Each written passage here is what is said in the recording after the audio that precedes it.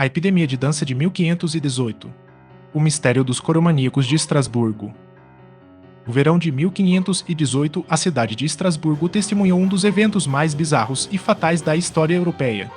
Imagine caminhar pelas ruas e encontrar centenas de pessoas dançando de forma incontrolável, sem qualquer música ou motivo aparente. O que começou com uma única mulher logo se transformou em um surto que durou 2 meses e resultou em inúmeras mortes por exaustão e paradas cardíacas. Mas o que poderia levar uma população inteira a esse estado de transe mortal? Seria um envenenamento em massa, uma maldição religiosa ou um colapso mental coletivo? Este dossiê, vamos explorar as raízes sociais da crise na Alsácia, confrontar as principais teses científicas sobre o fenômeno e entender como o medo e o estresse podem sequestrar a mente humana. Prepare-se para uma viagem ao coração do Sacro Império Romano Germânico para desvendar o enigma dos dançarinos de Estrasburgo. O contexto geográfico e político da Alsácia. A cidade de Estrasburgo, no ano de 1518, era uma cidade livre dentro do Sacro Império Romano Germânico. Embora hoje pertença à França, na época era um centro germânico pulsante e estrategicamente localizado na bacia do rio Reno. A geografia da região desempenhou um papel crucial na disseminação de notícias e, possivelmente, de doenças. O rio Reno funcionava como a principal artéria comercial e cultural, conectando Estrasburgo a outras cidades importantes como Basileia e Colônia. Essa proximidade hídrica facilitava tanto o comércio quanto a propagação de crenças religiosas comuns ao longo de todo o vale. Politicamente, a cidade gozava de certa autonomia administrativa e era governada por um conselho municipal composto por membros da elite local. O bispo de Estrasburgo exercia uma influência espiritual e política massiva sobre os cidadãos. A sociedade era dividida por uma hierarquia rígida, onde as corporações de ofício detinham um grande poder econômico. No entanto, essa prosperidade urbana escondia uma realidade brutal para as classes mais baixas. A tensão entre o poder eclesiástico e a nascente reforma protestante criava um clima de incerteza ideológica. A população total girava em torno de 20 mil habitantes, vivendo em condições de alta densidade urbana, o que favorecia a rápida propagação de qualquer fenômeno social ou biológico. A crise social. Fome, doenças e desespero. Os anos que antecederam o surto foram marcados por uma sequência devastadora de crises humanitárias na Alsácia. A região sofreu com safras sucessivamente ruins provocadas por condições climáticas anômalas. Invernos prolongados e inundações frequentes destruíram plantações de centeio e trigo, que eram a base da alimentação local. O preço dos grãos subiu de forma astronômica, tornando o pão um item de luxo inacessível para muitos. A desnutrição crônica tornou-se a norma nas ruas, afetando principalmente mendigos e trabalhadores braçais. Além da fome, a população enfrentava epidemias recorrentes de doenças físicas aterrorizantes. A peste bubônica ainda era uma memória fresca e uma ameaça constante em cada verão. A sífilis estava se espalhando pela Europa com uma virulência inédita, causando deformidades e sofrimento extremo. A varíola também assolava as comunidades, dizimando famílias inteiras. Essas enfermidades não eram vistas apenas como problemas médicos, mas como castigos divinos por pecados coletivos. O medo do inferno e do julgamento final permeava o cotidiano de todas as classes sociais, criando um estado de ansiedade permanente. A linha do tempo do surto frenético. O evento começou de forma isolada em um dia quente de julho de 1518. Uma mulher identificada como Frau Trofea saiu de sua residência e começou a dançar silenciosamente no meio da rua. Ela não tinha música e seu rosto não expressava alegria, mas sim um transe profundo. Trofea continuou seus movimentos por horas, sem parar para comer ou descansar. Ao cair da noite, ela desabou de exaustão apenas para retomar a dança na manhã seguinte. Esse comportamento persistiu por cerca de 6 dias, chamando a atenção de toda a vizinhança e das autoridades. Em pouco tempo, o fenômeno começou a se espalhar por contágio social.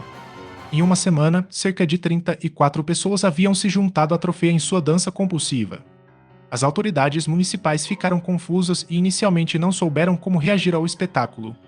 Ao chegar em agosto, o número de dançarinos explodiu para aproximadamente 400 indivíduos.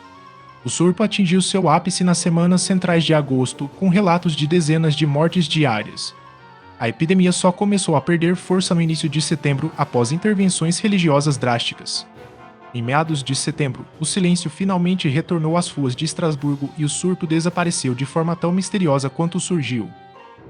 Personagens e instituições relevantes. A figura central e catalisadora do evento foi Frau Trofea. Pouco se sabe sobre sua vida anterior, mas os relatos afirmam que ela dançava com um abandono frenético. O historiador Paracelso, que visitou a cidade anos depois, sugeriu que ela teria começado a dançar para irritar o marido, mas essa versão é vista com ceticismo por pesquisadores modernos, que favorecem a tese de um colapso mental genuíno. O Conselho Municipal de Estrasburgo foi o órgão responsável por tomar as decisões administrativas durante a crise, consultando médicos e teólogos para tentar encontrar uma solução para a desordem pública. Os médicos de Estrasburgo desempenharam um papel ambivalente no processo. Baseados na ciência da época, eles diagnosticaram os dançarinos como portadores de sangue superaquecido. Essa interpretação médica levou a decisões desastrosas que exacerbaram o problema. O bispo de Estrasburgo e o clero da catedral também foram figuras-chave, pois forneceram a interpretação espiritual necessária para o encerramento do surto. Eles promoveram missas e peregrinações que eventualmente ajudaram a acalmar a histeria coletiva através da fé e do ritual. Os dançarinos. Uma descrição da agonia física. A experiência dos dançarinos estava longe de ser uma celebração rítmica. As crônicas contemporâneas descrevem corpos contorcidos por movimentos espasmódicos e involuntários. As vítimas mantinham olhares vagos e expressões faciais vazias, como se estivessem desconectadas do mundo ao redor. O suor excessivo ensopava as roupas de linho e lã enquanto os dançarinos se moviam sob o sol escaldante de verão. Muitos gritavam por socorro ou clamavam pelos nomes de santos, implorando pelo fim daquela tortura física que não conseguiam interromper. Um dos detalhes mais macabros registrados foi o estado dos membros inferiores dos afetados. Os pés dos dançarinos ficavam inchados e em carne viva devido ao atrito constante com o calçamento de pedra. O sangue começava a escorrer e encharcar os sapatos de couro até que eles se tornassem inúteis. Mesmo com feridas profundas e ossos possivelmente fraturados, as pessoas continuavam a saltar e girar. A dor parecia ser ignorada pelo cérebro em transe, levando os indivíduos ao limite absoluto da resistência biológica e humana. A intervenção das autoridades. Erros e consequências. Quando o número de dançarinos começou a crescer, o Conselho Municipal de Estrasburgo entrou em pânico. Eles não trataram o caso inicialmente como um crime ou heresia, mas como uma doença natural. Seguindo o conselho dos médicos locais, eles decidiram que os dançarinos precisavam de mais espaço e ritmo para se curarem. A lógica era que, se as pessoas continuassem dançando sem parar, o sangue quente seria expelido do corpo e o equilíbrio interno seria restaurado. Essa foi uma decisão baseada em uma premissa científica da época que provou ser fatal. As autoridades ordenaram a construção de palcos de madeira em praças movimentadas e abriram os salões das poderosas guildas de artesãos para abrigar os enfermos. O erro mais grave foi a contratação de músicos profissionais e dançarinos pagos para manter o movimento. Tambores e flautas foram usados para ditar o ritmo dos doentes dia e noite. Homens fortes foram designados para segurar as vítimas e mantê-las em pé para que não parassem de dançar. Em vez de curar, o estímulo sensorial constante serviu apenas para atrair mais pessoas para o transe coletivo.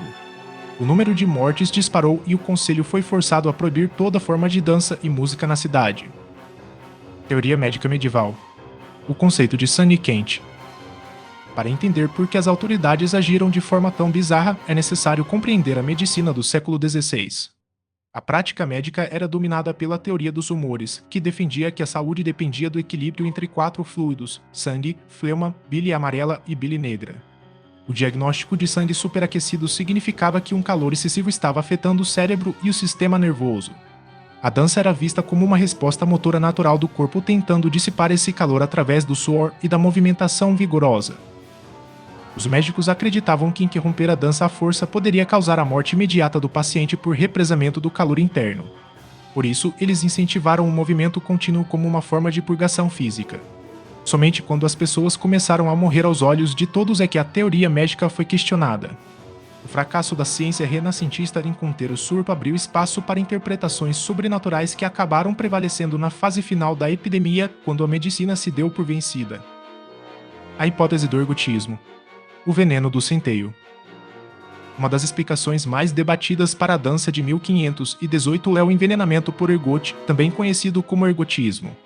O ergote é um fungo que se desenvolve em espigas de centeio úmido. O clima do Vale do Reno naquele ano era o ambiente perfeito para a proliferação desse patógeno. O fungo contém alcaloides tóxicos quimicamente semelhantes ao ácido lisérgico, o famoso LSD. O consumo de pão feito com centeio infectado pode causar alucinações severas, tremores e convulsões musculares violentas. Embora atraente, essa teoria enfrenta críticas pesadas de historiadores como John Waller. Ele argumenta que o ergotismo geralmente causa a redução do fluxo sanguíneo para os membros, o que provoca uma dor excruciante e eventualmente leva à gangrena. Isso tornaria a dança prolongada fisicamente impossível.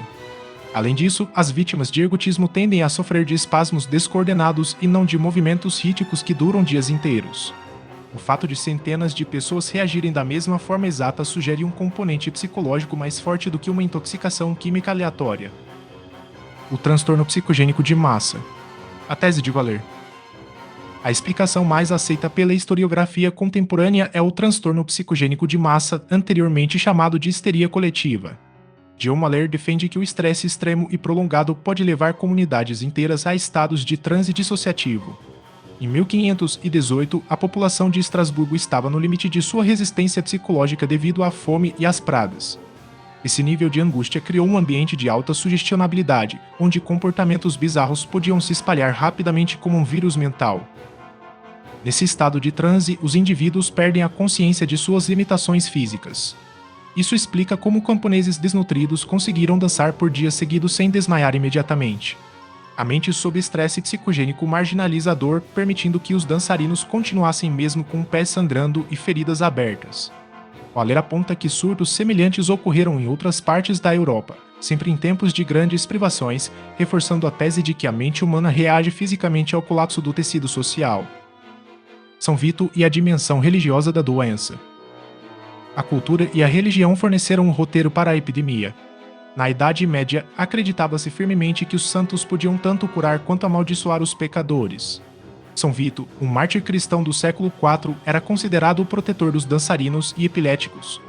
Surgiu na Alemanha a superstição de que São Vito punia os ímpios forçando-os a dançar de forma descontrolada. Essa crença era tão forte que a expressão mal de São Vito tornou-se sinônimo desses surtos de dança. Quando Frau Trofea começou sua dança, a população não viu apenas uma doente mental, mas uma amaldiçoada. O medo de ser a próxima vítima da ira do santo agiu como um gatilho psicológico para outros cidadãos estressados. As pessoas entravam no transe porque acreditavam que estavam sendo punidas ou possuídas. A dimensão religiosa é fundamental para explicar por que o surto assumiu a forma de dança e não de outra manifestação física qualquer. Sem o mito de São Vito, é provável que a angústia da população de Estrasburgo tivesse se manifestado de forma diferente. O ritual de cura. Sapatos vermelhos e água benta. Após o fracasso das intervenções médicas e musicais, as autoridades de Estrasburgo decidiram recorrer exclusivamente à fé. Eles determinaram que os dançarinos mais graves fossem levados em peregrinação ao santuário de São Vito em Saverne. Saverne era uma localidade montanhosa próxima, onde existia uma capela dedicada ao santo. Os doentes eram transportados em carroças sob o olhar preocupado de familiares e sacerdotes. No santuário era realizado um ritual específico de expiação. Os dançarinos recebiam os sapatos vermelhos que haviam sido aspergidos com água benta. O uso desses sapatos era carregado de simbolismo religioso, funcionando como uma forma de calçar a penitência. Cruzes eram pintadas nas solas e no topo dos sapatos com óleo consagrado. Os sacerdotes conduziam orações em latim e usavam incenso enquanto os doentes seguravam pequenas cruzes de madeira. Incrivelmente, esse ritual simbólico funcionou como um interruptor psicológico. Ao sentirem que haviam sido perdoados, os participantes conseguiam quebrar o estado de transe e finalmente parar de dançar. Controvérsias. O debate sobre o número de mortes. Uma das maiores polêmicas em torno da dança de 1518 é a contagem de fatalidades. John Waller cita em sua obra que, no pico do surto, até 15 pessoas morriam diariamente. Se esse dado for verdadeiro, o número total de mortos teria alcançado centenas de cidadãos. No entanto, outros historiadores apontam que os registros oficiais do Conselho Municipal de Estrasburgo não fazem menção direta a mortes em massa.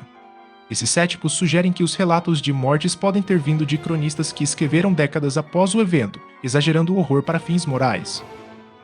A veracidade das mortes é crucial para entender a gravidade biológica do surto. Se as pessoas realmente morreram, isso confirma que o transe era profundo o suficiente para causar falência de órgãos e colapsos cardíacos. Se as mortes foram raras, o evento assume um caráter mais voltado para o comportamento social e menos para a patologia fatal.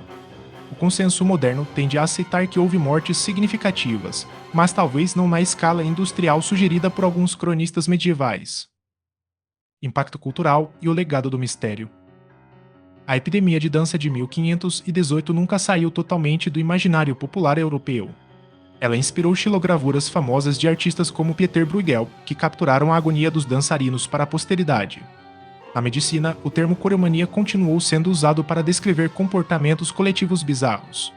O caso de Estrasburgo é frequentemente citado em estudos de sociologia e psicologia como exemplo definitivo de como a mente humana pode ser sequestrada por crenças e estresses ambientais. Hoje, o tema ressurge na cultura pop em músicas, filmes e documentários. O evento continua relevante porque nos obriga a questionar a linha tênue entre a sanidade e a loucura coletiva.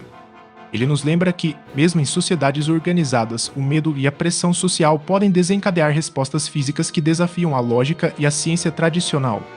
O mistério da dança de 1518 permanece como um dos capítulos mais intrigantes da história humana, desafiando cada geração a buscar novas explicações para o inexplicável. As fontes consultadas para esta narrativa incluem crônicas históricas de autores como Paracelso e Sebastian Brandt, além de estudos contemporâneos de historiadores como Dion Moller e H.C. Eric Middelford. Também foram utilizados registros de entidades acadêmicas e enciclopédias digitais, como a Britânica e a Wikipédia, além de artigos especializados em psicologia e história da medicina publicados em periódicos como o The Lancet e em portais de divulgação científica.